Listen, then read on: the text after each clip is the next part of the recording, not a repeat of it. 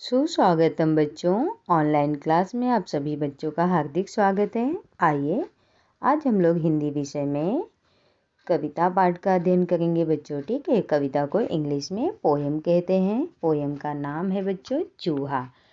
Okay, page number 34 यानी page number 34 पर चूहा पोएम दी गई है। आप देखोगे आपके वर्कबुक में तो आपको समझ में आएगा बच्चों। ठीक है, चूहा कविता पढ़ने के बाद हम लोग मात्रा वाले शब्द भी सीखेंगे बच्चों। ठीक है, मात्रा वाले शब्द। ठीक है, चलिए पहले हम लोग चूहा पोयम के बारे में पढ़ते हैं। ये हमारी कविता है चूहा। ठीक है, ये अगर आपके पास बुक होगी तो आप देखेंगे तो आपको समझ में आएगा बच्चों। ठीक है, तो चलिए आइए हम लोग पढ़ते हैं। देखिए, चूहा पोयम का नाम है चूहा, कविता का नाम है चूहा। कूद कूद कर चूहा आता, कुतर कुतर कर आलू खाता।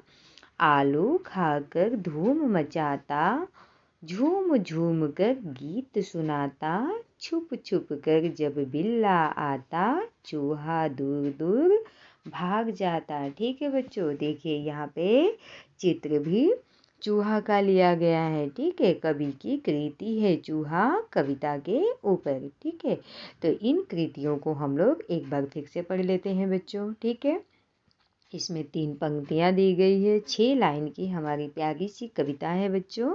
आप सबको बहुत पसंद आएगी और याद करना भी बहुत आसान है। ठीक है, तो आइए एक बार फिर से हम लोग पढ़ते हैं। कूद कूद कर चूहा आता, कुतर कुतर कर आलू खाता। आलू खाकर धूम मचाता, झूम झूम कर गीत सुनाता। छुप छुप कर जब बिल्ला आता, चूहा दूर दूर भाग जाता। ठीक है, आइए हम लोग एक एक पंक्तियों को पढ़ते हैं और उनके अर्थ को समझने की कोशिश करते हैं बच्चों। ठीक है, चलिए देखिए यहाँ पे कूद कूद कर चूहा आता। चूहा कैसे आता है? कूद कूद के आता है। ठीक है बच्चों, आपने बहुत बार चूहा को देखा होगा तो आपको पता भी है। और यहाँ पे भी देखिए किस प्रकार से कूदने की कोशिश कर रहा है हमारा चूहा। ठीक है, और वो खाता क्या है आइए देखते हैं। कुतर कुतर कर आलू खाता।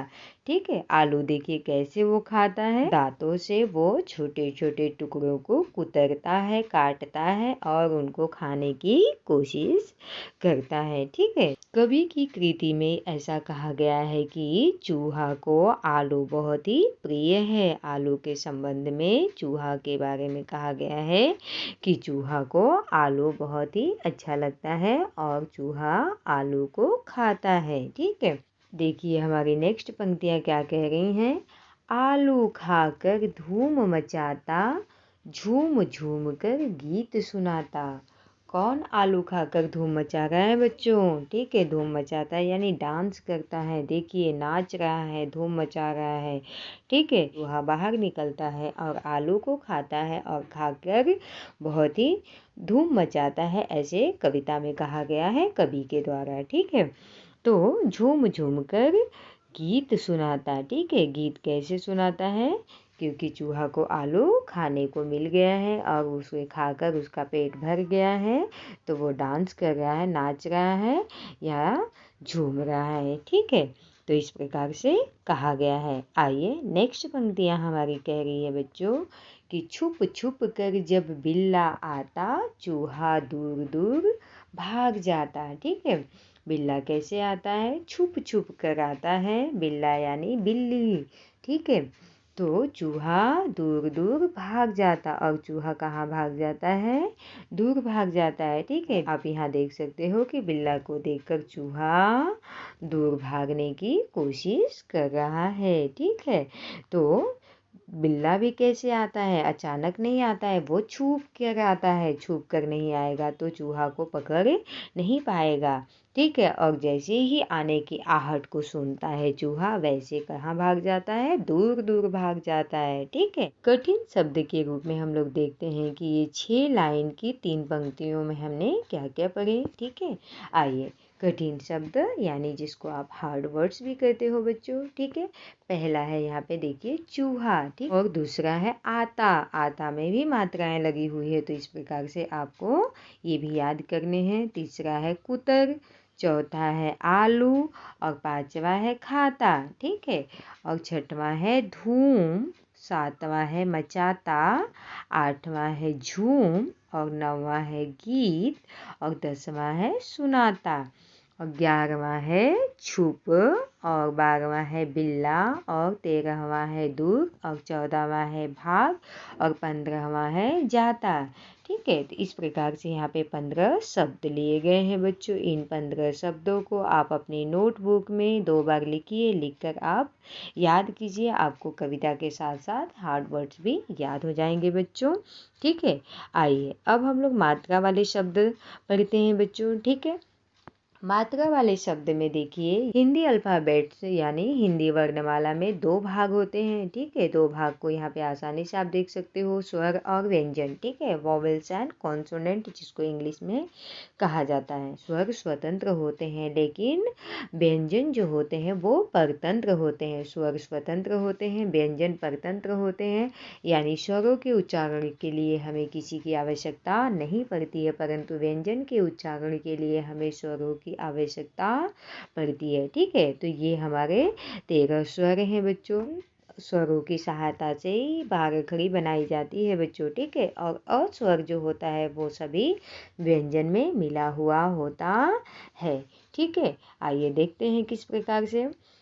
अस्वर जो है देखिए, अस्वर व्यंजन के सभी वर्ण अक्षर के साथ पहले से ही जुड़ा हुआ होता है, जैसे क धन अ बराबर क और च धन अ बराबर च, ठीक है। तो इस प्रकार से क से लेके ज्ञ तक के सारे वर्ण में, सारे अक्षर में हमारे अस्वर जुड़ा हुआ होता है, ठीक है। और अस्वर से बनने वाले शब्द को बिना मात्रा वाले शब्द भी कहते हैं, जैसे नल है, जल है, महल है, कमल है और कटहल, कसरत, ठीक है बच्चों। नेक्स्ट वन है हमारा, वो है आ, ठीक है। आ की मात्रा से बने हुए शब्द को हम लोग देखेंगे बच्चों, ठीक है। पहला है आम, दूसरा है राम, तीसरा है शाम और चौथा है सागर, पांचवा है आदर, ठीक है। पहले में अगर आप देखते हो बच्चों तो यहाँ पे आ देखिए स्वर से लिया गया है, जैसे कि तैसे वो व्यंजन के साथ में उपयोग में आते हैं, ठीक है। और यहाँ पे देखिए र के साथ आ की मात्रा जुड़ी हुई है बच्चों, ठीक है। तो ये बन गया राम और स के साथ आ की मात्रा लगी है तो वो बन गया शाम, और फिर स के साथ आ की मात्रा लगकर सागर बन गया। और यहाँ देखिए व्यंजन से लिया गया आ है बच्चों, ठीक है, जो आदर है, ठीक है। तो इस प्रकार से आप 5 शब्दों को याद कीजिए बच्चों, ठीक है। आइए नेक्स्ट वन है ई की मात्रा वाले शब्द, ठीक है। ई देखिए यहाँ पे छोटी ई है, ठीक है। छोटी ई के बारे में कहा गया है, देखिए रवि, रवि पे भी छोटी ई की मात्रा, कवि पे भी व पे छोटी ई की मात्रा, विधि पे दोनों अक्षर पे छोटी ई की मात्रा लगी हुई है, और किसान, किसान पे क पे छोटी ई की मात्रा है। और फिफ्थ वन है पांचवा जो है हमारा ग पे छोटी ई की मात्रा लगी हुई है। तो इस प्रकार से शब्द देखिए किस प्रकार से बने। रवि, रवि मतलब सूर्य होता है बच्चों और नाम भी होता है, ठीक है। कवि यानी जो पोएट होते हैं उनको कहते हैं कवि, और विधि यानी विधि नाम भी होता है, जो तरीका होता है, नियम होते हैं उनको विधि कहते हैं। किसान जो फार्मर होते हैं, ठीक है, फार्मर को किसान कहा जाता है। और क पे छोटी ई की मात्रा लगी हुई है, ठीक है। जो फल जो जिनके द्वारा हमें अन्न की प्राप्ति होती है, फसल की प्राप्ति होती है, उन्हें किसान कहते हैं। और पांचवा है गिलास, गिलास जो हम लोग पानी पीते हैं बच्चों, ठीक है। ग्लास भी आप लोग बोलते हो लेकिन हम लोग गिलास भी लिखित रूप में लेते हैं, ठीक है। आइए नेक्स्ट वन है हमारा, वो है बड़ी ई की मात्रा, ठीक है बच्चों। बड़ी ई की मात्रा से बने हुए शब्द यहाँ पे हम लोग देखेंगे। पहला है मीना, दूसरा है रीना। मीना नाम होता है बच्चों, और पाँव में पहनने वाले एक गहने का नाम भी मीना है। ठीक है। और देखिए मात्रा म पे बड़ी ई की लगी हुई है, तो इस प्रकार से शब्द बन गया मीना। र पे बड़ी ई की मात्रा लगी है, तो ये शब्द हमारे बन गए रीना। रीना नाम कहते हैं बच्चों, ठीक है। और तीसरा है असली। असली में देखिए ल पे बड़ी ई की मात्रा लगी हुई है, ठीक है।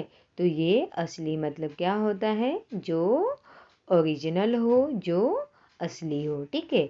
और यहाँ चौथा देखिए नकली। नकली क्या होता है बच्चों, नकली वो होता है जो असली ना हो, यानी आर्टिफिशियल जो है उन्हें नकली कहते हैं। और ल पे देखिए बड़ी ई की मात्रा लगी है। पांचवा है बच्चों चपाती, ठीक है। चपाती में बड़ी ई की मात्रा लगी हुई है, ठीक है। और चपाती हमारे घरों में हम लोग बहुत बार खाए हैं और खाते हैं बच्चों, तो इस तरह से हमें पता है। और इन सारे शब्दों में बड़ी ई की मात्रा लगी है। ऊ यानी छोटा ऊ, ठीक है बच्चों। छोटा ऊ की किस प्रकार से मात्राएं हैं, ऐसे हैं देखिए। और इसमें शब्द बने किस प्रकार से हैं, यहाँ पे देखिए कुसुम दोनों अक्षर पे छोटी ऊ की मात्रा लगी हुई है बच्चों, तो ये कुसुम यानी नाम होता है। और बुलबुल, बुलबुल एक पक्षी का नाम है, यहाँ पे आप देख सकते हो एक बर्ड का नाम है। और दोनों अक्षर ब पे छोटी ऊ की मात्रा लगी हुई है बच्चों, तो इस प्रकार से शब्द तैयार होता है बुलबुल। और तीसरा है सुबह, ठीक है। सुबह में, सुबह किसको कहते हैं, अर्ली मॉर्निंग या जो मॉर्निंग का समय होता है उसको सुबह कहा जाता है। तो स पे छोटी ऊ की मात्रा लगकर शब्द बन गया सुबह। और चौथा है सुमन, फूल को कहते हैं। और सुमन में स पर छोटी ऊ की मात्रा लगी है, और इस प्रकार से शब्द हमारा बन जाता है सुमन, ठीक है। पांचवा है चतुर। चतुर यानी क्लेवर, जो होशियार होते हैं उनको चतुर भी कहा जाता है। त पे छोटी ऊ की मात्रा लगकर शब्द बन जाते हैं चतुर, ठीक है। नेक्स्ट वन है हमारा बड़ा ऊ। बड़ा ऊ के बारे में हम लोग पढ़ेंगे बच्चों, ठीक है। बड़ा ऊ की साइन देखिए इस प्रकार से है। बड़े ऊ की मात्रा से बने हुए शब्दों के बारे में हम लोग देखते हैं। पहला है धूप, ठीक है। धूप यानी सनलाइट को भी कहते हैं धूप। और ध पे बड़ी ऊ की मात्रा लगी हुई है। और दूसरा है कपूर। कपूर यानी सफ़ेद कलर का होता है, जो पूजा पाठ में भी उपयोग में लाया जाता है। और ऐसा माना जाता है कि जर्म यानी कीटाणुओं को मारने के लिए भी कपूर का उपयोग घरों में लोग करते हैं, ठीक है। और तीसरा है खजूर, ठीक है। खजूर है हमारा, और खजूर यानी डेट आप बोलते हो जिसको इंग्लिश में। और इनको खजूर में ज पे बड़ी ऊ की मात्रा लगी है बच्चों, ठीक है। चौथा है मजदूर। मजदूर यानी जो वर्कर्स होते हैं, जो काम करने वाले व्यक्ति होते हैं, उन्हें हम लोग मजदूर कहते हैं। द पे देखिए बड़ी ऊ की मात्रा लगकर शब्द तैयार हो गया है हमारा मजदूर। और पांचवा है भरपूर, ठीक है बच्चों। भरपूर यानी जो सफिशिएंट हो, जो भरा हुआ हो, जो ज़्यादा हो, ये शब्द हमारे तैयार हुए भरपूर।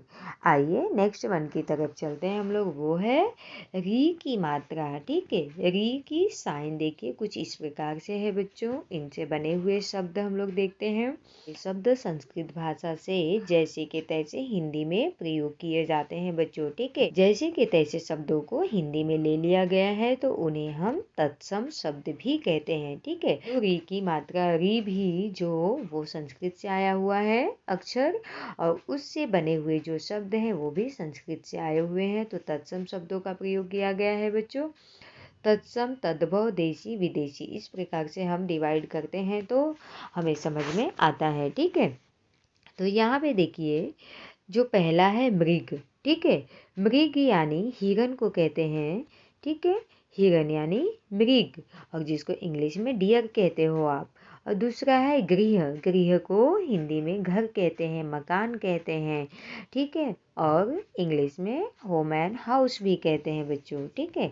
और तीसरा जो है वो है कृषक। कृषक को हिंदी में किसान कहते हैं बच्चों, और इंग्लिश में फार्मर कहते हैं। जैसा कि आप सब जानते हो, जो खेती करते हो, जो फसलों को तैयार करते हो, उन्हें किसान कहा जाता है, ठीक है।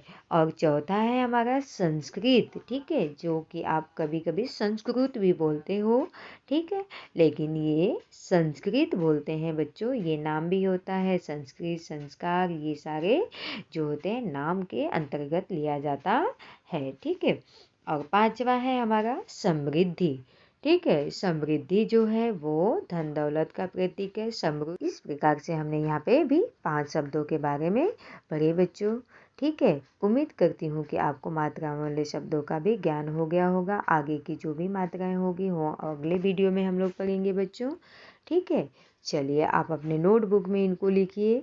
चूहा पोयम को 2 बार आप अपने नोटबुक में लिखिए और अ से लेकर री तक के मात्रा वाले शब्द को भी एक बार अपने नोटबुक में आप लिखकर इनका अभ्यास कीजिए बच्चों। आप बार बार अध्ययन करेंगे तो आपको आसानी से याद हो जाएगा, ठीक है। चलिए धन्यवाद बच्चों।